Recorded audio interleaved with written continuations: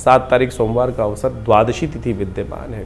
ग्रह नक्षत्रों के दृष्टिकोण से यदि हम समझें तो थोड़ा मन जो है हल्का सा कष्टमय दिखाई देता है, लेकिन यदि अपने पौरुष को बढ़ाने का प्रयास करें, मेहनत को बढ़ाने का प्रयास करें, मंगल आपकी राशि में बैठे हुए चंद्रमा को पूरी दृष्टि से देख रहा है, ये बड़ा शुभ योग बन रहा है।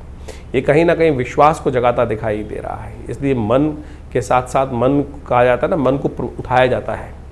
इसलिए कोशिश ये करें, गुरु के निर्देश में चलने का प्रयास करें, अच्छे लोगों के निर्देशन में चलने का प्रयास करें, श्रेष्ठ जनों की पूजा करें, विप्रजन की पूजा करें। इस दिन वामन पूजा करने का योग बनता है, उनके आशीर्वाद से आपके लिए बहुत सुंदर योग बनेगा, आगे बढ़ने के रास्ते प्रशस्त होंगे। 8 तारीख मंगलवार का अवसर, त्रयोदशी तिथि है, भौम प्रदोष का योग बन रहा है और आपकी राशि के दृष्टिकोण से तो मंगल आपकी राशि के स्वामी ही हैं और भौम प्रदोष बन जाए तो कहा जाता है कि ऐसे व्यक्तियों के लिए, जो मंगल प्रधान राशि वालों के लिए बड़ा सुंदर दिवस होता है। मंगल पुरुषार्थ का मालिक है, इसलिए मंगल को पुरुषार्थ को बढ़ाने के लिए हो सके तो भगवान शंकर के मंदिर में अवश्य प्रार्थना करने का प्रयास करें। ग्रह नक्षत्र आपकी राशि के दृष्टिकोण से अच्छे बनते दिखाई दे रहे हैं, चीज़ों को आपको अग्रसित करने के रास्ते बना सकते हैं और थोड़ा सा मन में कहीं ना कहीं जो है वो यदि कष्ट हो तो गौ सेवा अवश्य कीजिएगा, उससे आपको कहीं ना कहीं लाभ प्राप्ति के योग बन सकेंगे। 9 तारीख की यदि हम बात करें, उस दिन चतुर्दशी तिथि है और आपकी राशि के दृष्टिकोण से गजकेसरी योग बनकर उदित बृहस्पति के सम्मुख आके चंद्रमा बैठ गए हैं। धन लाभ के रास्ते जो बनते दिखाई दे रहे हैं वो क्रिय विक्रिय में कहीं ना कहीं बढ़ोतरी होने के योग दिखाई देते हैं।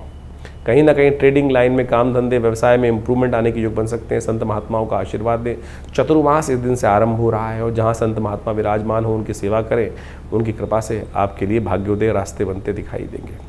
10 तारीख गुरुवार का अवसर और गुरुवार के दिन गुरु पूर्णिमा का योग बन रहा है। सत्यव्रत भी 10 तारीख को ही रहेगा। ग्रह नक्षत्र के दृष्टिकोण से आशीर्वाद से मेवा प्राप्त करने के योग आपकी राशि बन रहे हैं। जहाँ भी हों विनम्र हों और आशीर्वाद लेने का प्रयास करें। विनम्रता ही आशीर्वाद का मार्ग खोलती है और अकड़ जो है वो विशेष तौर पर दुश्मनी का रास्ता खोल देती है।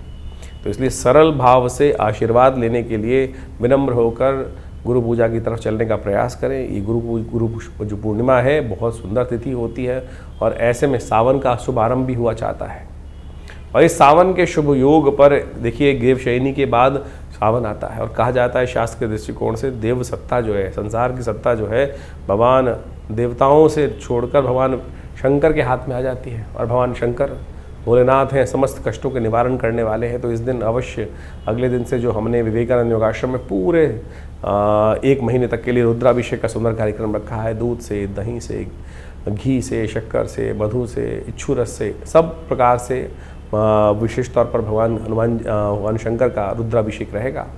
आप भी उस कार्यक्रम में जुड़ सकते हैं।